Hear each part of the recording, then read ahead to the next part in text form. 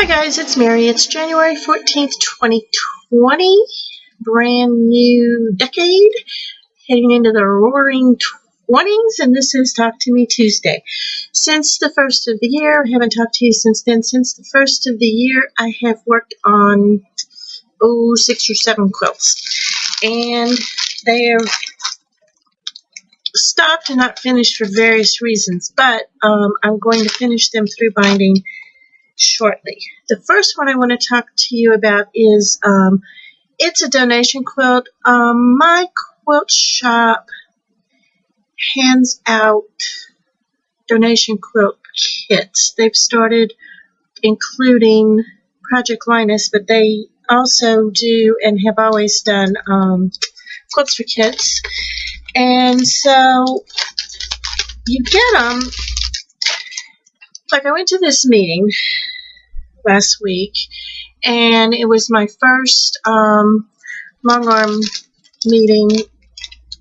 It's a monthly meeting at my quilt shop, first one since February, and I had forgotten how really much I enjoy those. Anyway, she just took out her donation box, started grabbing bags and throwing them out, and threw me too. And so you don't know what stage you can go through if you have a preference and pick out one you like, but she knows that we're not picky. So, and she doesn't even write down who gets what or who gets any. She just knows we're going to finish them when we can, when we want to, and get them back to her. So anyway, they come in kits, and you can stop at any point. Some of them are already cut. Some are not cut yet. They all have patterns in them with the right amount of fabric, and you can, like if you get one that's not cut, you could cut it and send it back, and then the next person can piece it and send it back, and the next person can quilt it, the next person can bind it, or you can just take it wherever stage it's in and finish it, which I like to do. Anyway, my first one, this is the backing, this is the binding. But the quilt itself is just a really simple pattern. It was all pre-cut, obviously cut on an AccuQuilt because these corners just mashed up so beautifully.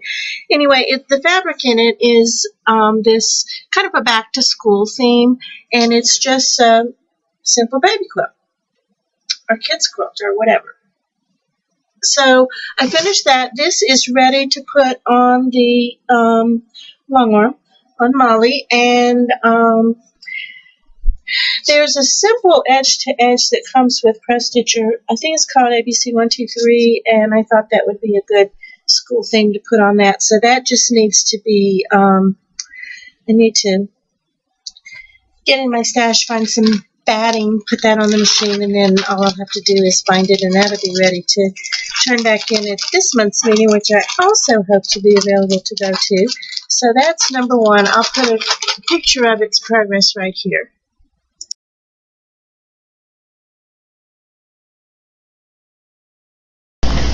The second one is also for quilts for kids. This one is already pieced, and all I have to do is quilt it and bind it. The backing that came with it is same pattern. The backing is this fabric, and it's bees. See the bees? So it looks like this. Beautifully pieced. And what I'm going to do with this is, those of you who have Art and Stitch, there's a template in Art and Stitch that called Meander Anything, and it's basically it's a template. You take, for instance, I can take a bee, and there is a bee motif in Art and Stitch. I can take a bee, drop it into this template, and then there are all these little squigglies and lines or whatever you want to put between them to connect them so that they'll all stitch in one rectangle, and then you take that in a pro stitcher and repeat it, and that becomes your edge to edge. So you can use one bee. They have a bee on there, which I can use just repeatedly, and I can put as many of those on here as I want. I could put 3 or 12 and connect them all up, and it's not even this size, it's going to be bigger, and so it can just become the edge to edge. Or I can make my own bee, or put different bees, or I can put bees in dragonflies, whatever I want. Anyway, I think I'm going to use a meander anything on this, so it'll be just a little bit different, and put some bees flying through there, and then those little swirly lines between them will look like the bee's path. And that was actually the recommendation of my friend in Alaska named Liz. I was showing her this and saying all I needed to do was quilt it, and she said, meander anything on Art and Stitch with the bee. And I'm like, perfect. So I'll show you a picture of its status right here.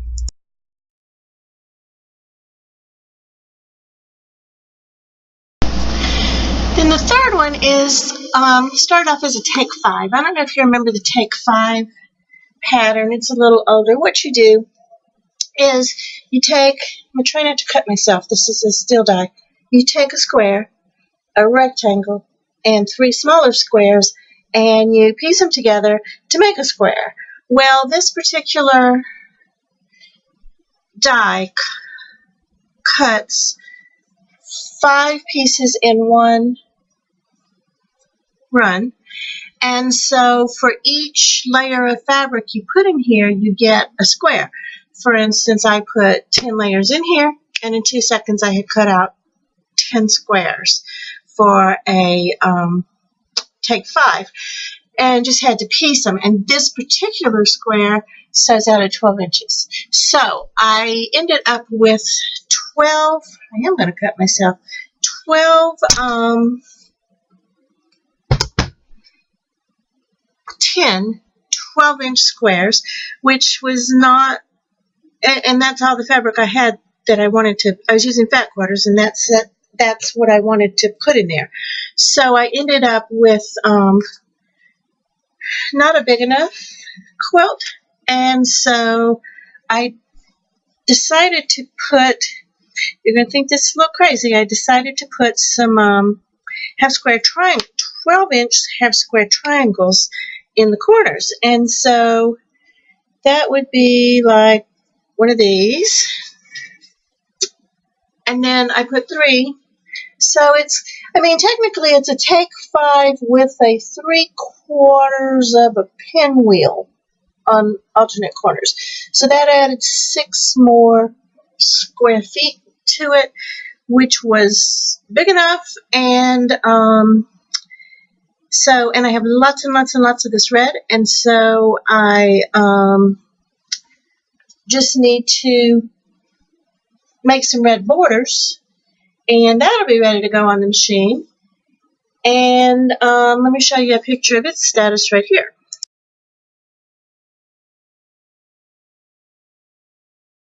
The fourth one I've done since the first of the year, I call Scrappy Hearts. And this one, I cheated a little.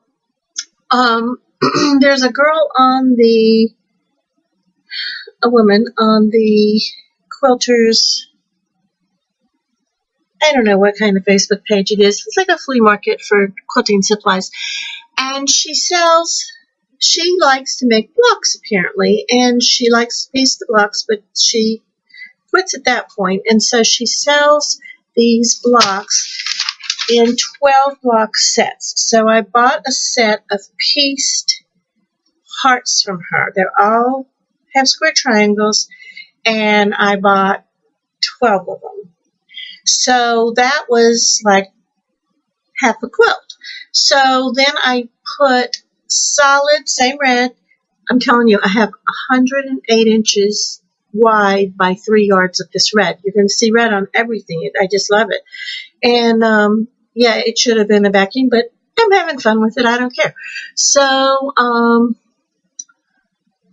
I made, those are, let's say they're 12-inch squares. I had 12 of them, so I cut 12 more of the red, just in a 12-inch square, which left me with, and the background on the hearts is white, so which left me with 24. I needed 25 to make my quilt square, and so I put a white square in the middle, and then Molly got to have fun with it, and we were quilting feathers. Well, I put 3 feather designs. One in each of the reds, one in each of the hearts, and a third one in the middle white one. And so before I tell you where I came into my learning experience, let me show you what I'm talking about here.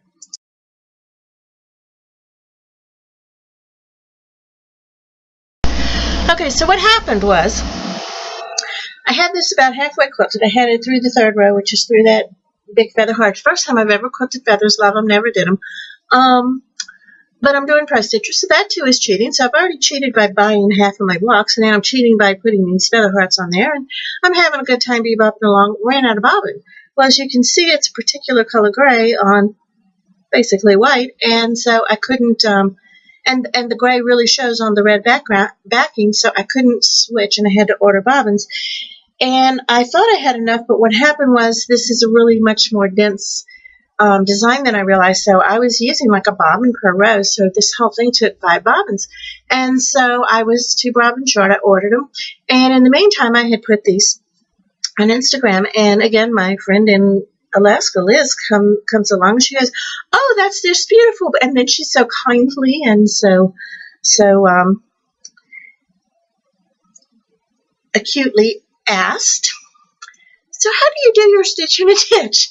And I said, "I don't. I've never done stitch in a ditch in my life. And what you're looking at is not stitch in the ditch." My mother, who was a beautiful hand quilter, didn't like stitch in the ditch and taught me that if you go 1/4 of an inch to the edge of each side of your seam, it's prettier and you don't have to worry about staying on the seam. You can do a perfectly straight line whether the seam is straight or not.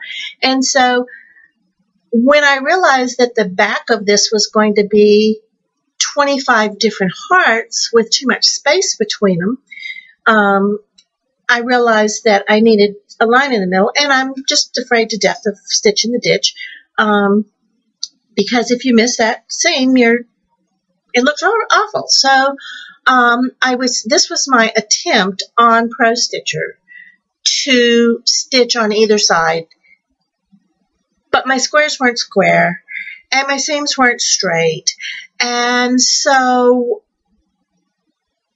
it wasn't working, and it looked horrible. It looked like I was really, really bad at stitching the ditch. What I'm actually really, really bad at is stitching 1/4 inch on each side of the ditch. So she and I talked, and she talked me through how she does stitch in the ditch. And the next day was the meeting with my long arm girls, and I was laughing, and I said, "I'm learning how to do stitch in the ditch, and when I get these bobbins in, I'm going to rip out the rows that I did, and I'm going to do real stitch in the ditch." And one of the handy quilter representatives is a member of our club and here locally, and she pulled me aside after the meeting, and she goes, "Let me show you 2 easy ways to do stitch in the ditch." So I am now really good at stitch in the ditch. So when you look at that picture, if you see seams that are off, those are the ones that need to be ripped out. So what needs to be done on that is I need to rip out the ones I went ahead and stitched on the ditch. I need to rip out the ones on the sides, and then that will be ready to bind. So getting really close on that one. The next one is, I started I had this panel that has, it's a printed, it looks like applique, but it's printed butterflies in calicos, and then they're in these blocks. And so I bought it for $4.83, and I was going to cut them apart and make them look like a really old-fashioned butterfly applique baby quilt. Let me show you a picture of those blocks that I'm talking about, and I'll show you where the problem came in there. Actually, since I don't have a picture, but I have it sitting here, I'll show you. See these blocks? Well, they're cute. See? And doesn't it look like you could just take these, put some stashing in them, or something else, put some blocks up against them, do some creative quilting, outline them on the quilt machine, put some sort of fill in here, and have them fill in and look excellent, right? And so I measured them, they've got to be square, they've got to be an even number, so I just measured them, and they came out 10 inches. So I said, okay, well, that's easy enough. So I went into my stash, and I found this pineapple pack. I don't know if you shop at pineapple.com. pineapplefabric.com, and they had this monthly club, and they sent me this pineapple pack, and so I got 10. I don't know how many strips, but they're 5.5-inch strips, 6.5-inch strips. So they're big enough to make 60 6.5-inch squares, and then I made those into, of course, 4 patches like this, and I ended up with a lot of great little colors here that I thought would go perfectly with that, and I get those all cut out and all sewn together, and they're bigger. These are 12-inch, and that's a 10-inch block, but I don't really like the blue around it. So I was going to cut this off and cut into this and put a little 1-inch border around it and bring these 10-inch blocks up to 12-inch blocks and match them up with my 4 patches, and boy, we were going to have a pretty little quilt. Well, I'm ready to cut these. It turns out these are not squares, they're rectangles. They're not even increments. It's like this is about 9 and like less than a quarter, and this is like 10 and 3/4. And so about that time I kind of got, then I was wondering if all these calicos were going to go with these modern dots. So anyway, I ditched the butterflies. I have a new idea for the butterflies that's going to be more consistent, going to look more traditional with sashing, going to stay consistent with its kind of time and place, and that's going to be cute. In the meantime, I have all these 4 patches that I want to put into a quilt. So I go looking for, while I was looking for fabric to do what I want to do with that, hang on a sec, dropped a 4 patch. I found this other panel that has dogs on it that are bright colors like this, and there are, I think, 6 dogs per panel, but they've got a coordinating one because there's 6 dogs on black and the same 6 dogs on white, so that gives me 12 dogs, and that wasn't quite enough. I think I need 15, so that same pattern line has different dogs, same colors. So anyway, the line of fabric is called Doggone It. I think it's by Bernitex. So I have those panels, or ordered 3 panels, and they're all on sale at fabric.com. And so I'm going to cut those dogs out. It's going to be a super cute dog quilt with these in the middle, and I'm just going to call it Doggone It, like the pattern line is called. My next one is the Royal Star is a quilt along over at All People Quilt Facebook page, and they took the Royal Star, the Royal Star pattern, and what they're doing 12 of these this year, 1 a month, and this is January. I'm not crazy about the rest of them, but we'll see how fun this one is. I may have to do them all. Anyway, this pattern, right? It's just a Royal Star. It's a star block, and you can do it in any size you want. Well, it's called a 1-block quilt because we're making this quilt in a block, 80 inches square. So it's going to be an 80-inch square quilt. I'm making 2 of them. I do have a really nice blue. I think I tried to get gray. Everybody's running out of the line of fabric I wanted. Apparently it's end of season, but means good deals on it. I had to buy it at 3 different quilt shops, but good prices. So I got enough of the blue for 2 of them. And for the light blue, I think I'm using red for 1. And they didn't have enough silver. I forget what I'm using for the other one. And then for the white, I'm using a cream for 1 and or maybe a butter color. Anyway, one's basically red, white, and blue, and the other one is red, yellow, and gray, something. Anyway, I have the fabric. This week was getting the fabric. Starting tomorrow, we're going to start cutting and piecing, and it should go together just super fast. It's one block.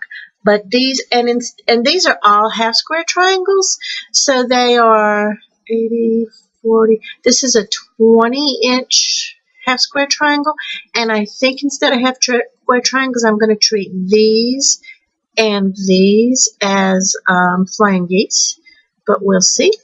I'm going to just start in the middle tomorrow and get that going. 80-inch block, and I love it. I just think it's the cutest thing in the world to have an 80-inch one block quilt. So if you're interested, that's at All People Quilt or APQ. Facebook page is called APQ Project.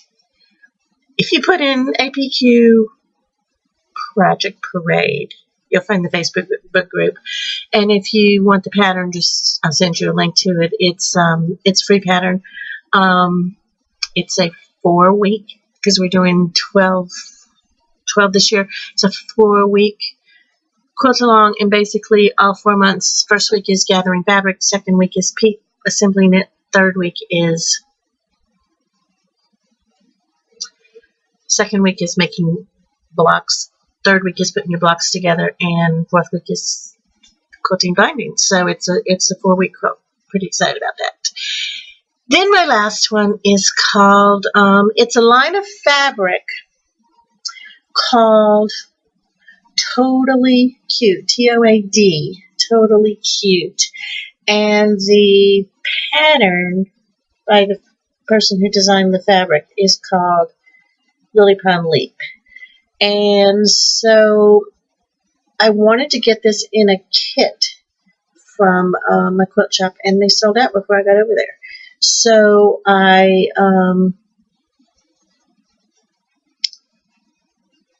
nope, I'm getting ahead of myself. That's the next one.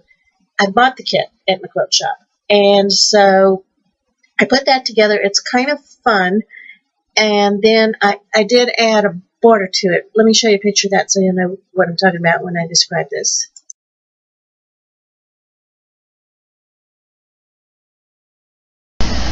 Okay, so this obviously is a panel quilt, but look at those, not the outside border that I added, the blue, but it's a panel quilt. So you do, like, the interesting stuff's in the middle, but the fun stuff is on the borders, because those borders are all pieced. And it's an interesting half square triangle flying piece. No, not flying piece, but half square triangle, square, quarter square triangle thing. You piece them together and you get that interesting border around there. Now, the panel includes all the borders out to that one pieced border and then the border that I added. So it's, I didn't think it was quite big enough, and I thought it just needed another border. So I am finished that, ready to put it on the machine. So that's just about finished. And then the other one that I'm working on is the quilt that they did, this kit that they did run out of. If you've seen a quilt called Me Without You, I saw it online, saw that my shop was selling the kits, and fell in love with it. It is basically embroidered squares. And I think they're 6 or 8 inch squares, and on each of the squares is an embroidered, and you can do it hand embroidery or machine embroidery. And it's a little girl, and she's just like a stick figure little girl, and her dress is a triangle, which is applique fabric. And the only one that's not a square is a rectangle. It's very similar to the Take 5 in that it has rectangles and little squares and then the big square. And I may even do it as a Take 5 so I can use my die cut, and it would just like take off 16 hours of cutting. But the first embroidery is on a rectangle and all the rest are squares. And the first one says, "Me without you is like ... dot, dot, dot." and then each of the squares starts with the ellipses. Dot, dot, dot. A beach without sand, a day without sun, whatever it is. And the girl is in a different, she's adorable. And so in fact, can you see this? Isn't that cute? So I want to make one of these for each of my daughters.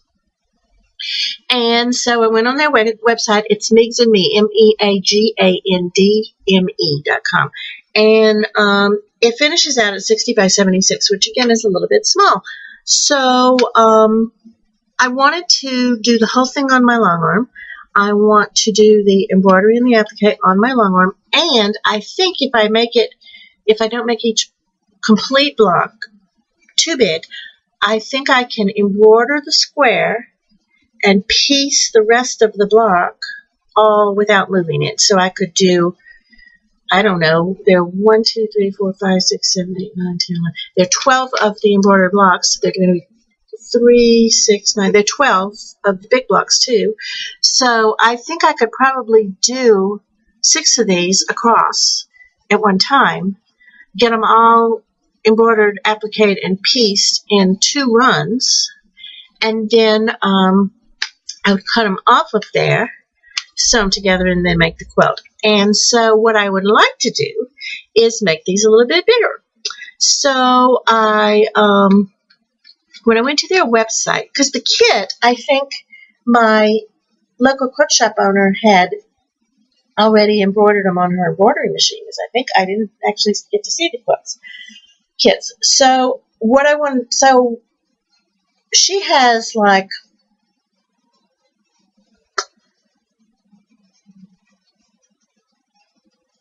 hand embroidery. Anyway, on her website, I was having trouble finding the machine embroidery whole digital thing.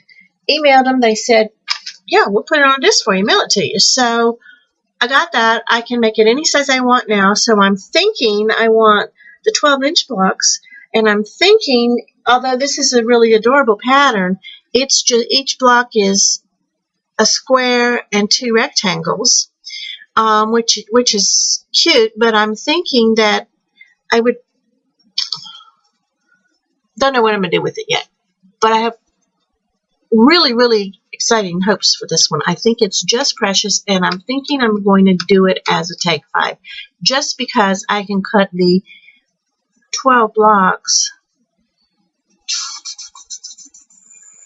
I'd have to probably take 6 seconds instead of 3 to cut it, because I probably need more than 5. Yeah, I would need more than 5 squares. So I'd have to put it through twice, so it would take me 6 seconds instead of 3 to cut it. I'm all on board for that. So anyway, very excited about that. It's called Me Without You.